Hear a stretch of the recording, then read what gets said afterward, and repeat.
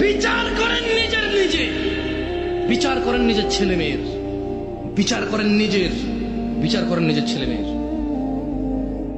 জাবের রাদিয়াল্লাহু আনহু থেকে বর্ণিত, তিনি বলছেন, ইন্না বাইনার রাজুলি ওয়া বাইনাশ শিরকি ওয়াল কুফরি তারকুস সালাহ।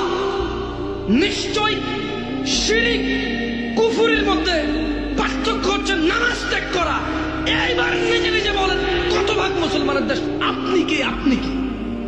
আমি কে? আমি কি? হুজুর কে? হুজুর কি? তার জুমার মুসল্লি কে? মুসল্লি কি? তার সমাজ সেবক কি? তার সমাজ সেবী কি? তার মেয়ের জামাই কে? তার মেয়ের জামাই কি? কার সাথে সে তার মেয়ে বিয়ে দিচ্ছে? কোন ঘরে এই ছেলে কোন ঘরের মেয়ে নিয়ে আসতেছে? তার বউ কে? আদৌ কি তার ঘরে কোনো মুসলমান আছে? আমি বলি নাই।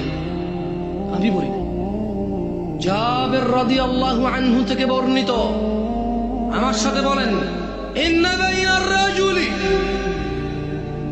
জোরে বলেন, ইন্না বাইনার রাজুলি, জোরে বলো, ইন্না বাইনার রাজুলি, ইন্না বাইনার রাজুলি, নিশ্চয়ই একজন ব্যক্তি। তুমি একজন ব্যক্তি তো না? একজন তো তুমি, ঠিক আছে। এই হাদিস এটা বলতেছে, নিশ্চয়ই একজন ব্যক্তি।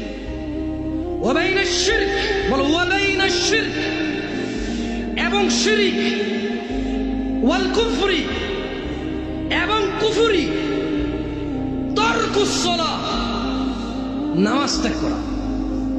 তাহলে একজন ব্যক্তি শিরক আর কুফরের মধ্যে পার্থক্য কি? জোরে বলো, পার্থক্য কি?